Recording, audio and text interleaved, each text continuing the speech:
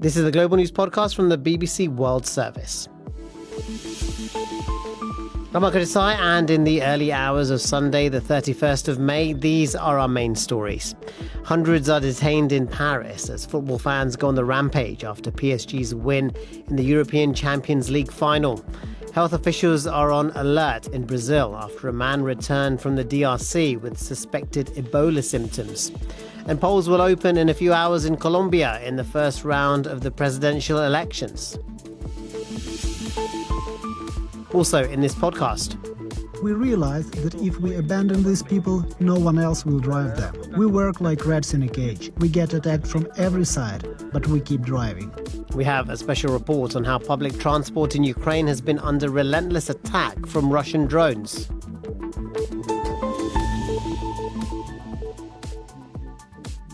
We begin in Paris.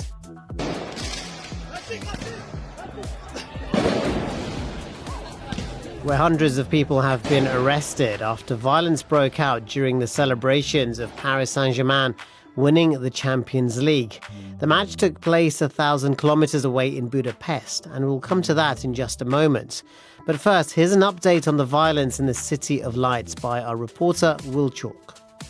One, can we know that they detained more than 280 people in Paris out of 416 people who were detained across France. Now, out of that number, we don't know how many are going to face further action, but we have been told that 7 police officers have been wounded, 6 vehicles have been damaged, some businesses as well.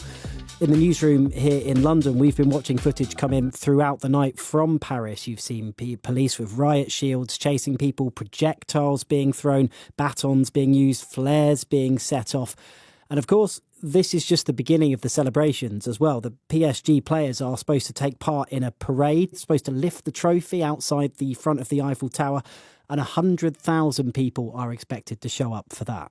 Okay, and of course there was violence last year when Paris Saint-Germain won the Champions League for the very first time. Yeah, and similar scenes. We saw 2 people actually lost their lives last year, but again we saw shops smashed up, hundreds of arrests, and police were obviously aware of this happening last year, and they made extra deployments this year.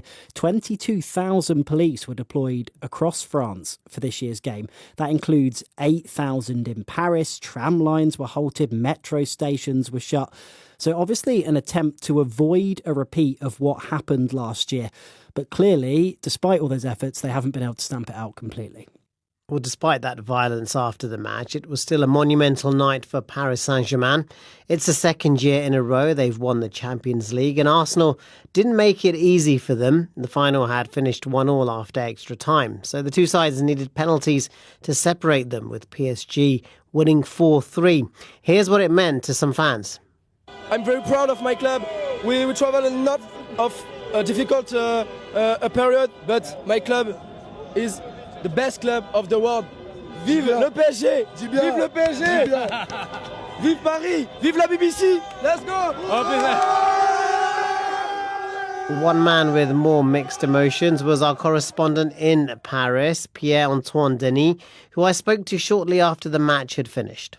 I am an Arsenal fan first and foremost, but I am also French, and I've been cheering for Paris Saint-Germain every time they play in Europe, so it was very conflicted for the final. On a purely career level now, because I'm in Paris, I'm very delighted that Paris won. Okay. Diplomacy détente. Perfect. Well, exactly. So what was the atmosphere like tonight then over there? I'm standing here on one of the avenues, the main avenues of Paris, one of the Grand Boulevards, as we call it. It leads to the Republic Square, and this street, this huge avenue has been filled with people for hours after the game ended. Only now cars are able to go back through. But obviously it's been really pandemonium for several hours after the game, with really people lining up the streets, chanting, hugging each other, telling me how happy they were, because it really is a milestone for Paris Saint-Germain tonight, obviously, to have won it back to back and really making history here. How will this feel for Paris Saint-Germain fans? They've always been the bridesmaid, never the bride. They had the era of all the superstars, and they had that remontada, of course, famously when they lost to Barcelona. But now, under Luis Enrique, they found a strength to go back-to-back, as they've been talking about. Quite incroyable, as they've been saying in the French media. Where does this rank in terms of the achievements of a French football team against some of Europe's most elite teams? This makes Paris and the PSG here standing on its own above the rest because, as you said, always the bridesmaid is never the bride. In 1993, Marseille won this very Champions League, and ever since, up until last year, Marseille was a big rival of Paris. We will always say to Paris and to PSG, look, we've won it, you've never done that. Now, obviously, since last year, Paris can say we've done it as well. And now, from tonight onwards, I guess Parisians will be able to say we've won it twice. You haven't done that. So tonight will obviously rank as probably the greatest night to date for Paris Saint-Germain. Pierre-Antoine Denis reporting from Paris. The Bundibugyo strain of Ebola has already infected 1,000 people and killed more than 200 others. Now, the first suspected case of Ebola outside of Africa during this latest outbreak has been reported in Brazil. A man in his 30s who may have contracted the virus during a trip to the Democratic Republic of Congo is being monitored in a Sao Paulo hospital. The BBC's Marina Rossi is in the city. You don't have a lot of information about him. It's just he's a 37-year-old man from the Democratic Republic of the Congo. And he developed symptoms including fever and just meeting the criteria for a suspect case. And the authorities just say that the risk of Ebola reaching Brazil remains very low and no recorded cases in the country to date. And even given the low risk, health services are advised to remain alert to individuals with fever and a recent travel story. So within the past 21 days to areas where the virus is circulating. It's just the information that we receive. Well, the World Health Organization's Director General, Tedros Adhanom Ghebreyesus, is in Bunia in Congo at the heart of the Ebola outbreak. I came because the people of Ituri, the Kivus, and all of DRC deserve to know that they're not alone. As we know, DRC has faced Ebola before, 16 times, and has ended every outbreak, and this is the 17th. That history gives me real confidence. The BBC's Emery Makumeno is travelling with the head of the WHO and sent us this report from Bunia in the eastern DRC. One of the first stops was the National Institute for Biomedical Research Laboratory, where samples from suspected Ebola patients are tested. Health officials say the facility is now able to return results within 24 hours, helping doctors quickly identify infections and begin treatment. Until recently, samples had to be transported more than 1,500 kilometers to the capital, Kinshasa, causing delays that health workers feared could cost lives and allow the virus to spread further. The laboratory was relocated to Bunia last week to speed up the response. More than 1,000 people have so far been identified as suspected Ebola cases. Earlier, Dr. Tedros met Ituri's Governor, General Johnny Luboya, as authorities and international health agencies step up efforts to contain the outbreak. The outbreak is linked to the rare Bundibugyo strain of the virus, which has spread across 3 provinces in Ituri, DR Congo, and into neighboring Uganda. Emery Makumeno reporting. Against a backdrop of a resurgence of political violence, Colombians are preparing to vote in the first round of the presidential elections, which is largely regarded as a referendum on the outgoing President Gustavo Petro's policies. The 2016 peace deal between the Colombian government and the largest insurgent army, the FARC, could not end decades of armed conflict, and guerrilla attacks have been surging. This election is being seen as a battle between the left and the right, and how to deal with the country's worsening security situation. The campaign has been overshadowed by bombings, kidnappings and the killing of dozens of local political leaders. Our South America expert, Luis Fajardo from BBC Monitoring, told me more about the presidential candidates. As you mentioned, it's seen as a battle between the left and the right, and the candidates could not be more different. The candidate who's supported by the government, he's left-wing presidential candidate Iván Cepeda. He's a former human rights lawyer, and he has been supporting a continuation of the left-wing policies of the current government, while the hard right-wing candidate, Abelardo de la Espriella, is a criminal defense lawyer who's known as a flamboyant presence in social media. He flaunts his wealth, he goes around in private jets, and he has said he's going to take a very strong security stance against left-wing rebels and other illegal armed groups in the country. When it comes to trying to tackle the surge in violence in the country, how do the candidates propose to do this? There's also the backdrop of economic uncertainty and drug trafficking too.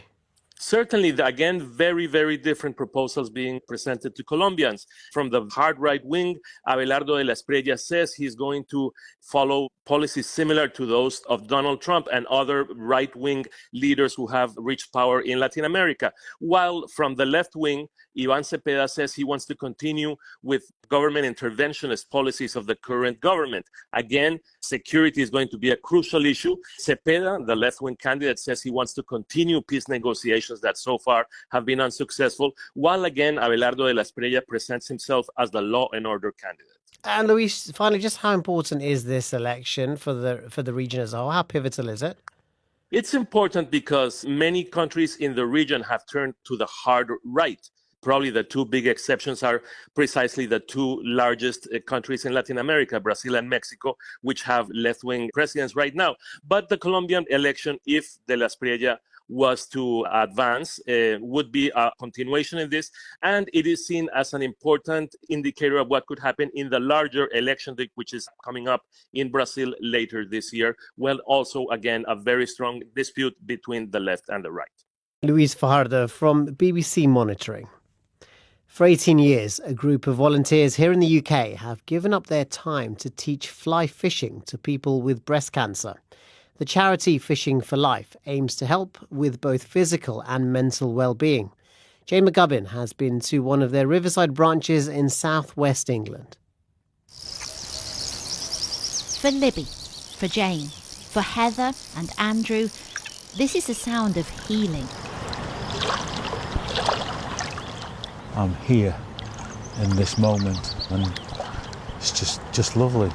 Like when you go in the supermarket and you hear that doo, doo all the time. It reminds you of a hospital, the equipment that they have in hospitals. So those sounds take you back, but you don't get that here.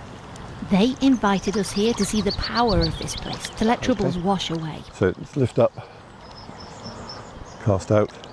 I get peace and separation from all the doctor's appointments. And you just lift. 1, 2, 3, 4. You just want it to go on forever.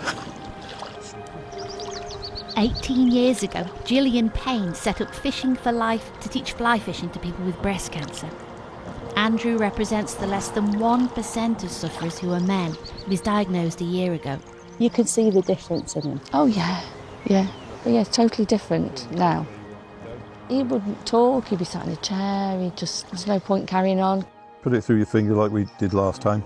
I can see he's not thinking about anything else. And pull from behind. I think Gillian just wanted to give back, and it's amazing. I mean, she provides, all the lunches and... The world needs more Gillian. They do. Today there are 10 Fishing for Life groups all over the country, free for anyone with breast cancer. That's the first dropper. Heather is one of the volunteer coaches. Because you are going to catch one. Well, I'm going to do my very best. Heather was a volunteer for almost a decade before she got her own diagnosis. I phoned Gillian and said, I've become one of the girls. If I can help anyone to catch some fish, that would be great. Enjoying the sunshine in the fresh air, moving their shoulders wherever they've had breast cancer to help the lymphatic, help the muscles get better after surgery. Hundreds have helped here and have been helped, finding peace and hope from the steady concentration of casting a line. Oh, thank you, sir. That report from Jane McGubbin on breast cancer patients learning to fly fish. And you can hear more positive and inspiring stories every week on the Happy Pod or wherever you get your BBC podcasts from. Still to come in this podcast. It could genuinely be quite a rare phenomenon of kind of the British environment fighting back against this moss to try and restore balance. There's new hope for some of Britain's damaged native habitat.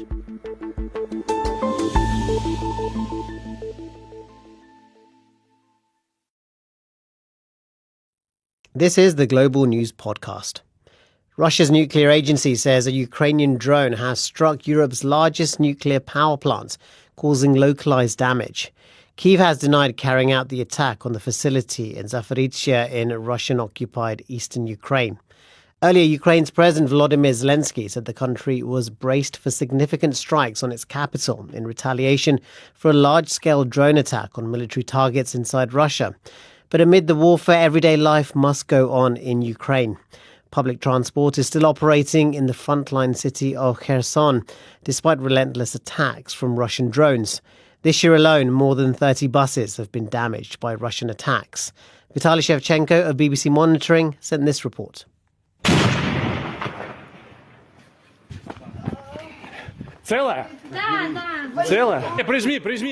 The municipal bus company in Kherson says the attacks started last year and are getting worse. Since the beginning of this year, 3 of its workers had been killed and 8 wounded. 4 bus drivers have told the BBC that Russian drones are now part of their daily reality. All of them have been wounded in recent attacks. Here's Anatoly Dmitrov, who sustained shell shock in a drone strike against his bus earlier this month. All the windows got smashed. I barely made it to the next stop, where there was a shelter. I looked in the mirror and saw blood. I thought, I need to get to the shelter quick, because sometimes they drop a second drone immediately. It's no fun working here. You go to work and you have no idea if you are going to come home.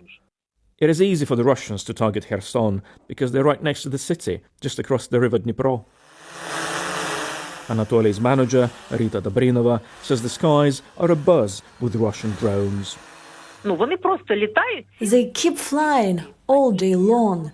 Some are just hovering, waiting. Others are scout drones. They look the driver right in the eye through the windscreen. There is a bus driver who had a bomb dropped literally onto his head. It went through the cabin's roof. The authorities have taken steps to protect bus drivers and their passengers. Some of the busiest streets are covered with anti-drone nets, and drivers have been given helmets, bulletproof vests and drone detectors.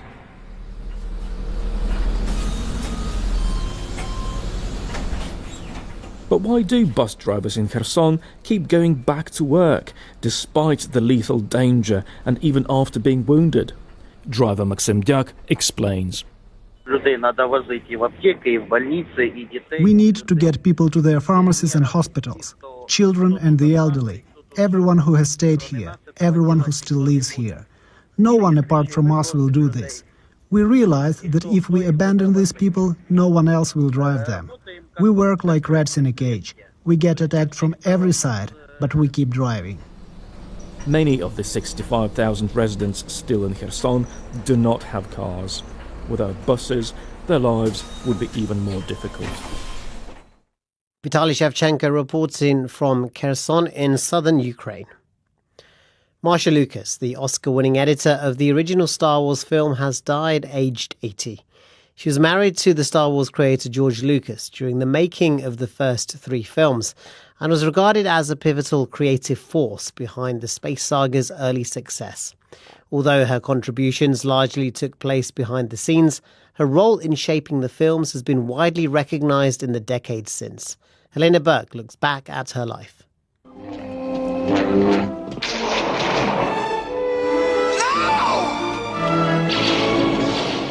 This is the moment Obi-Wan Kenobi is killed by Darth Vader in the first Star Wars film. It's a pivotal scene, but if it wasn't for Marsha Lucas, it may have never happened. She is credited with convincing the film's director George Lucas to take the bold step of killing off one of the main characters. This is one of many edits made by Marsha to the first 3 Star Wars movies, adding emotional depth and narrative clarity to the films. George Lucas credited her with helping make sense of the vast amount of footage filmed for the climactic Death Star battle sequence in Episode 4. Watch yourself. Increase speed full throttle. What about that tower? You worry about those fighters. I'll worry about the tower. Marsha subsequently won the Academy Award for Best Film Editing in 1977 for this work. But her success wasn't limited to the Star Wars franchise. You talking to me? You talking to me?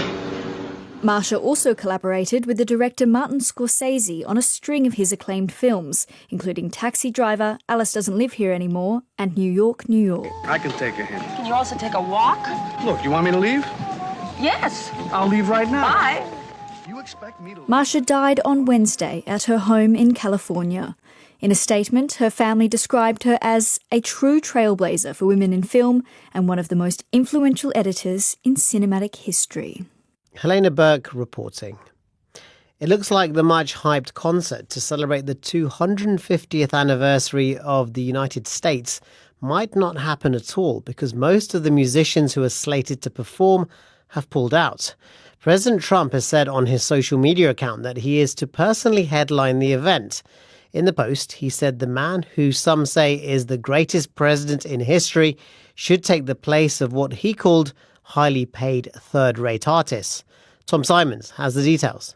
3 days ago, the American organisers announced a whole load of artists who would be taking part, but about half, if not more than half of them have now pulled out. Morris Day, a singer-songwriter, out. Young MC, a rapper, out. The Commodores, classic soul band, also out. Poison, heavy rock band. Bret Michaels, the lead singer of that band, has said he's not interested anymore. Martina McBride, a country singer, has pulled out, leaving really only 2 big names, Vanilla Ice, the rapper, I think from the 90s, and CNC Music Factory, a dance act from the 90s as well.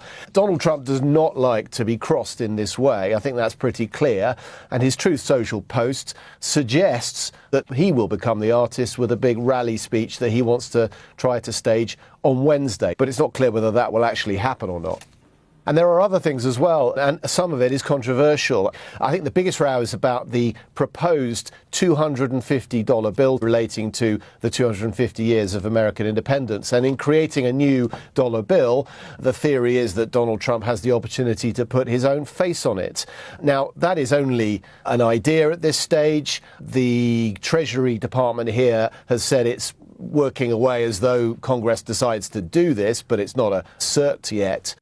Tom Simons reporting from Washington. Now, scientists say they've discovered a new species of fungus growing in Britain, which they believe is having a positive impact on the environment. They say it attacks and destroys heath star moss, an aggressive invader. Our climate and science correspondent Georgina Renard reports. Scientist George Greif is showing me how one invasive plant, the heath star moss, has taken over habitats like this one in the Banau Brycheiniog in South Wales. As you go along, you start to see it's just really everywhere. Heath star moss arrived on British soil in the 1940s. With nothing to control it, it has spread far and wide, crowding out native species.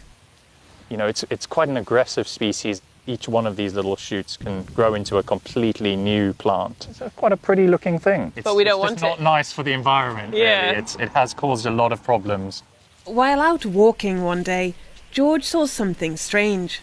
Something was attacking the moss. Here we go. Ooh, okay. So if you look down at the moss, yeah, right through this whole area here, almost as big as my hand, a kind of what they call a fairy ring of death. George has discovered a new fungus species that kills the heath star moss. Using a macro lens, we could film the fungus, infecting the tips of the moss. Now, wherever George goes, he is looking for the moss dieback fungus. It's in North England, it's in South England, it's in Wales. It hasn't been seen in Scotland just yet, but no doubt it's there, because I haven't been in a while. This looks like a win for biodiversity. But what if the fungus is threatening other species as well? At Amgueddfa Cymru Museum in Cardiff, George analyses how the fungus works after entering the moss cells. He now believes it's an unusual case of nature attacking an invasive species. There's actually just one group of very closely related mosses that this fungus grows on. So it's not a threat to other trees and other wildlife as far as we know. The samples will now be added to the museum's collections. Scientists can use them to help bring back the UK's native habitats. Tiny but potent, the discovery of the moss dieback fungus shows there are still solutions out there to the crises facing Britain's nature. Georgina Renard reporting. And that's all from us for now. If you want to get in touch, you can email us at globalpodcast@bbc.co.uk. And you can also find us on X at BBC World Service. Use the hashtag GlobalNewsPod. And don't forget our sister podcast, The Global Story, which goes in depth and beyond the headlines on one big story. This edition of the Global News Podcast was mixed by Masood Ibrahim Khail and produced by Wendy Urquhart. The editor is Karen Martin, and I'm Ankur Desai. Until next time, goodbye.